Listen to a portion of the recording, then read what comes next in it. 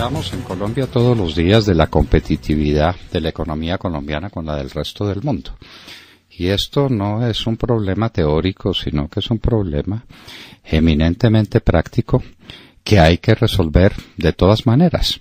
Porque es que de la competitividad del país depende su capacidad exportadora. Si no somos competitivos no podemos exportar nada, nada en absoluto. Y depende el ingreso per cápita del país, porque si no somos competitivos vamos a estar invadidos de productos de productos ajenos que llegan a unos precios bajísimos por el dólar barato, y el dólar está barato por razones bien conocidas, y entonces la industria nacional no es competitiva. Los que fabrican los textiles y las confecciones y los zapatos, pues no pueden competir con las confecciones que se fabrican en otras condiciones y que llegan al país con la ventaja de aranceles que son de cero o que no existen, o porque en últimas, si los aranceles existen, los burlan a través de la subfacturación de las importaciones. El país tiene que ser competitivo. Y hay una condición primera y fundamental para que sea competitivo, o una doble condición: la infraestructura y la capacidad de la gente, es decir, su educación, su formación.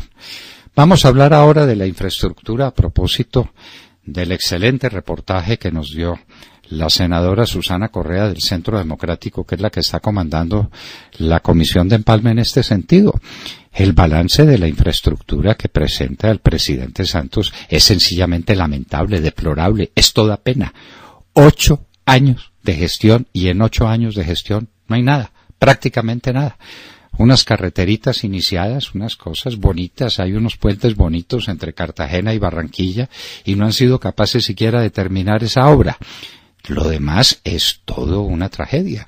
La salida de Medellín al mar, pues no digamos nada. La salida de Medellín al río Magdalena, la salida de Bogotá al río Magdalena por la carretera de Villeta a Guaduas. Hoy descubrimos que es una vía secundaria, o que la tratan como vía secundaria, y sin eso, ¿para qué Ruta del Sol 2 y para qué Ruta del Sol 3 y para qué nada?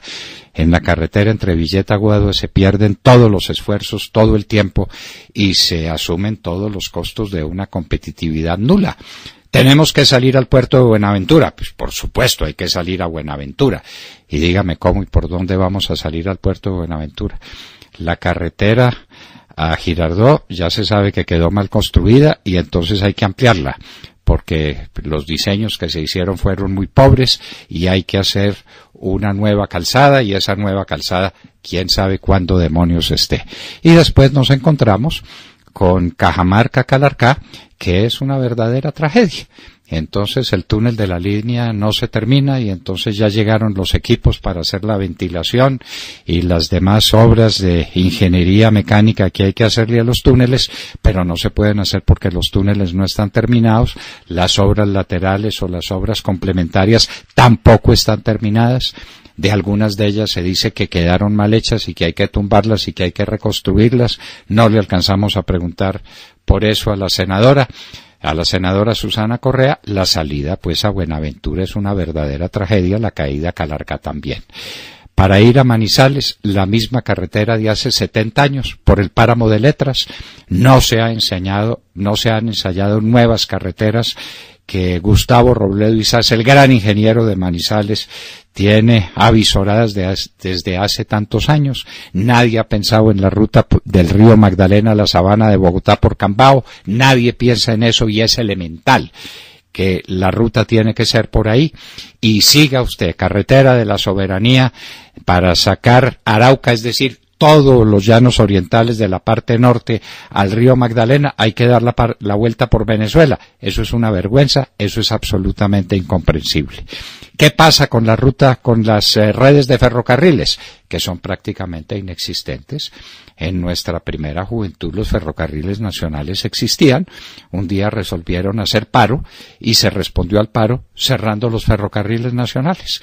Primero, unos ministros irresponsables le entregaron los ferrocarriles nacionales al sindicato, y el sindicato hizo lo que les dio la gana, y entonces los costos de transporte de carga por los ferrocarriles era impracticable. Entonces los abandonaron. Y tenemos eso en el abandono. Y no se han recuperado. Y se han hecho cositas que no significan nada en un país que debía estar lleno de rutas alternas de ferrocarril. El río Magdalena es un regalo de Dios para Colombia, un regalo de Dios.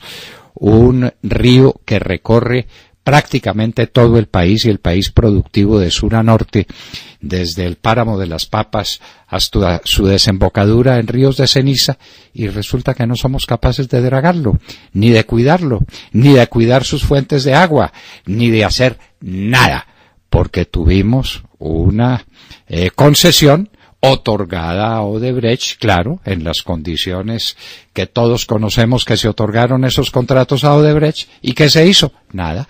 Y entonces tenemos el río Magdalena casi como en la época de la colonia y de la independencia. Hay que ver algunas obras que se escribieron, novelas fantásticas sobre el río Magdalena, es más o menos lo mismo. Lo único que faltan son los caimanes a las riberas del río, porque les destruimos su hábitat, porque hemos acabado con toda la flora y la fauna en los alrededores del río Magdalena, y por el río no hemos hecho nada, absolutamente nada.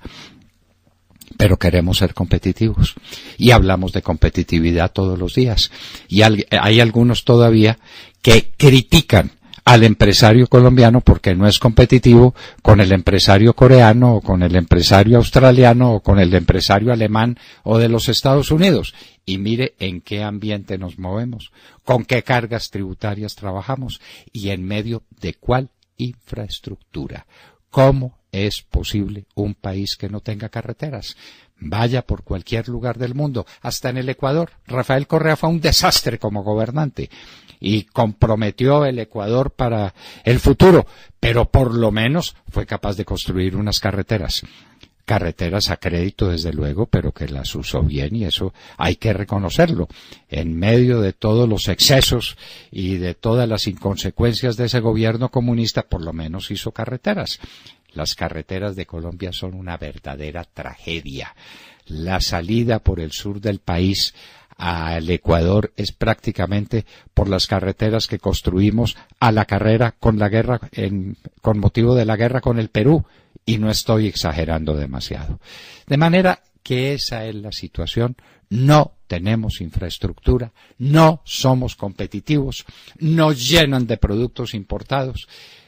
El cálculo que se hacía del costo de sacar una tonelada de carga de Bogotá hasta Buenaventura daba que era el mismo costo que llevarlo de Buenaventura a los puertos del Pacífico, es decir, para llegar a China o para llegar a Corea o para llegar al Japón. Y entonces, en esas condiciones, ¿quién puede ser competitivo? Juan Manuel Santos se va.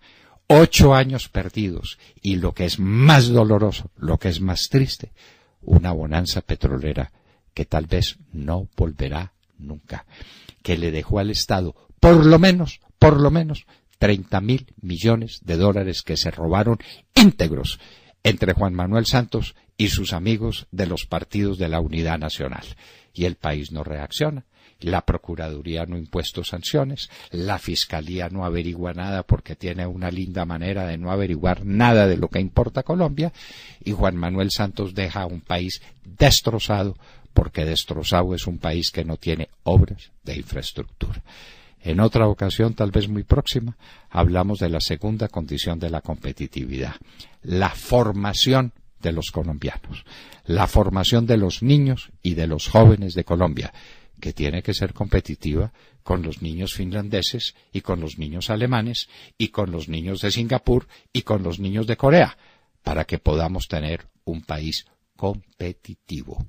Este es un país por construir, porque Santos, en lugar de construir un país, destruyó lo que teníamos. Esta es la verdad.